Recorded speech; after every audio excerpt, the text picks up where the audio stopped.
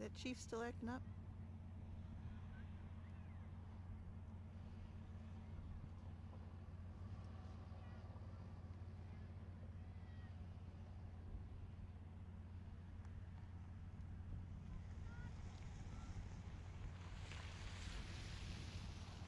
No, that's Caballo.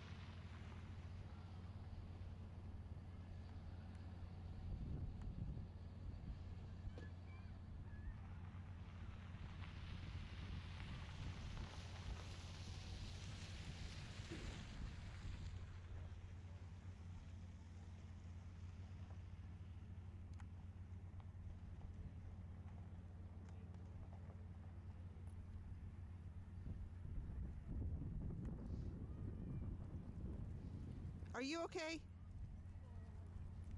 You broke her hat, man. Nora. Where's your hat? Panda has it. Okay. It fell off when it fell off her head. Are we gonna go around again? Hold on. I hurt.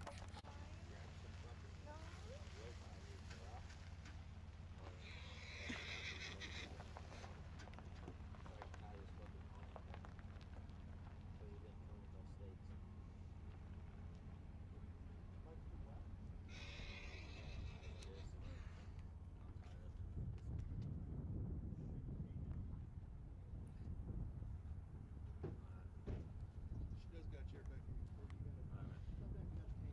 We'll go find them. I told him to hang out. I thought they were sitting in the stands. I didn't know he was gonna come. Laura?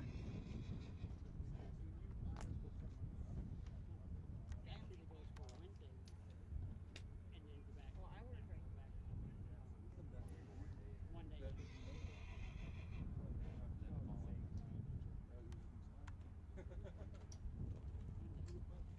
Wait, I thought it was the whole week. No, she goes Wednesday and Thursday. Yeah. Why are they doing that? Because they're stupid. Because we're going to need our people to pay for every class. And then the other next day is something else. I forgot what it was called. That's what I told Scrappy to bring some rope up.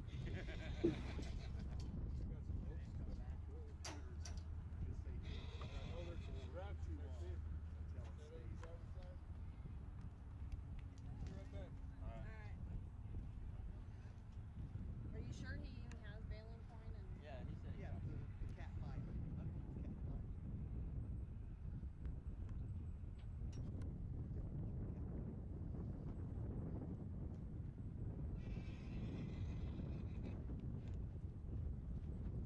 Well, now go to the computer.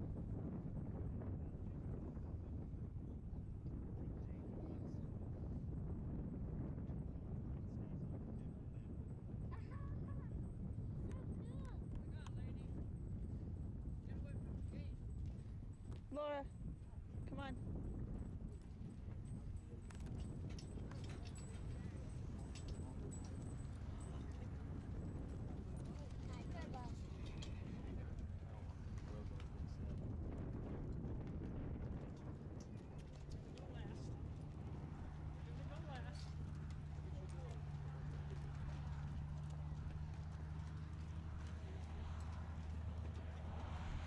A little bit of the history of Pony Express.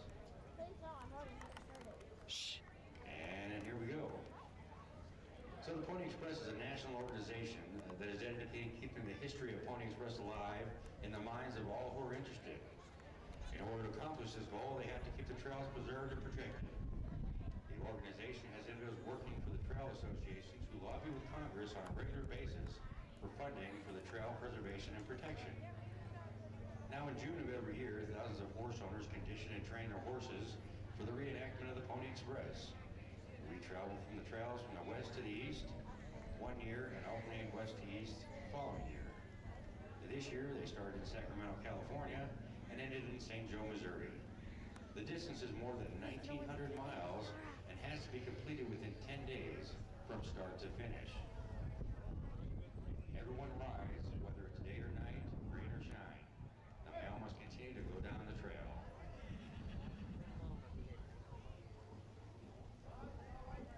The Shelbourne Rewriters usually have to ride through the dark every year because our section takes up 18 hours to ride for a total of 142 miles.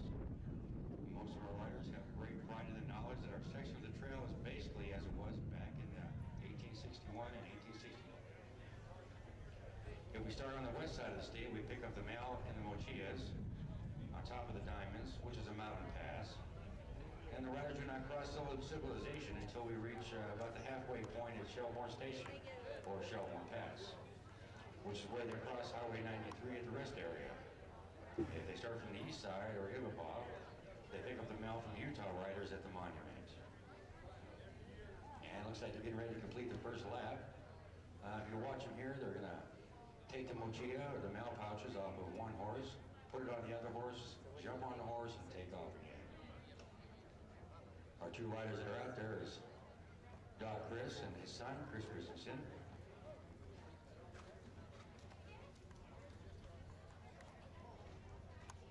Well, this is basically how it was done back in the day, only there was just one rider, and he would take that mount from one horse, put it on another horse, get on that horse, and take off again.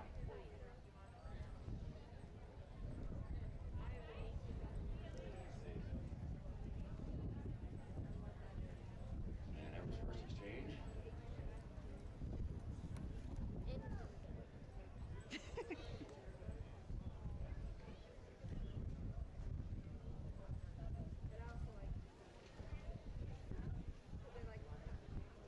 I think the second rider thinks she's in the horse races here. And there they go.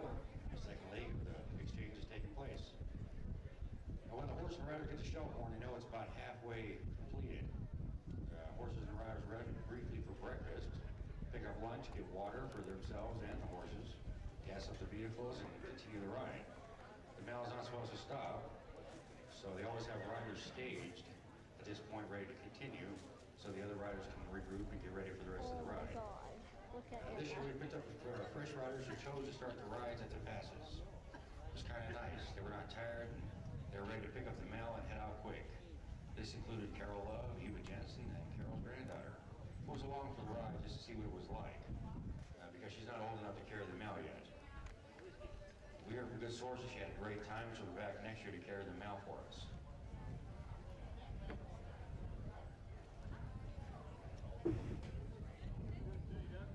Now, back in 1860-61, when a Pony Rider rode, he rode approximately 15 miles, and we ride from the Pony Express station to station. When the rider arrived, the mail would be thrown on another horse, and another rider would take over from there. However, with Indian issues and other unforeseen things, sometimes the same rider would have to ride another 15 miles to the next station.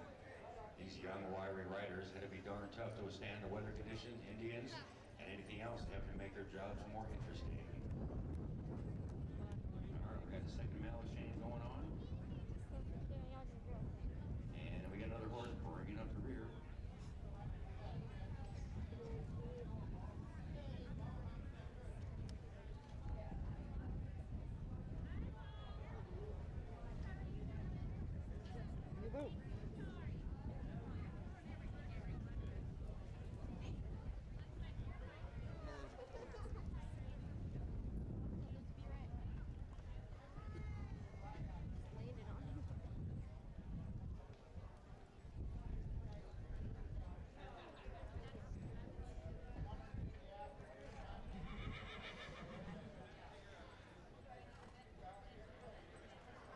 Second mouse exchange is almost complete.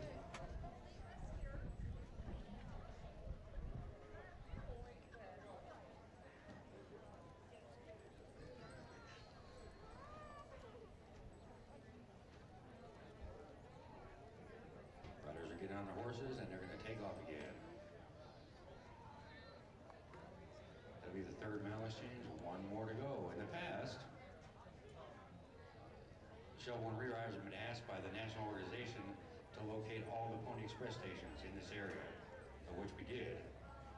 However, even though several of our members were involved in this process, I can tell you it would be hard to locate the stations again if you don't know exactly where to look. If you ever want to see what a station looked like in person, go to Elko, Nevada, where one of our stations is housed inside the Display Museum.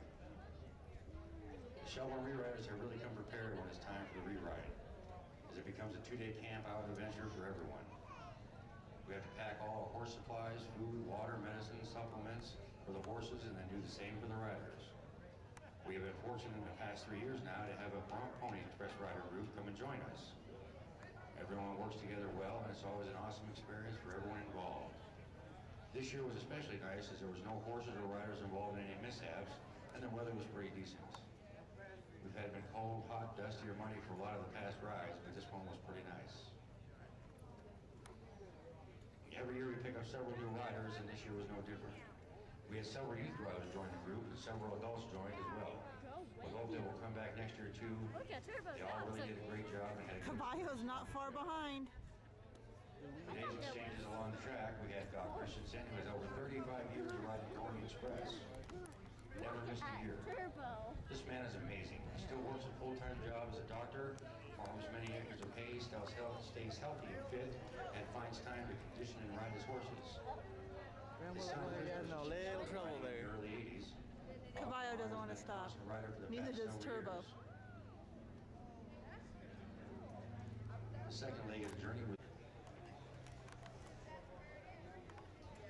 Colors of the United States of America brought to you by the Pony Express Re-Riders of Shelbourne. Nevada, and Pony Express.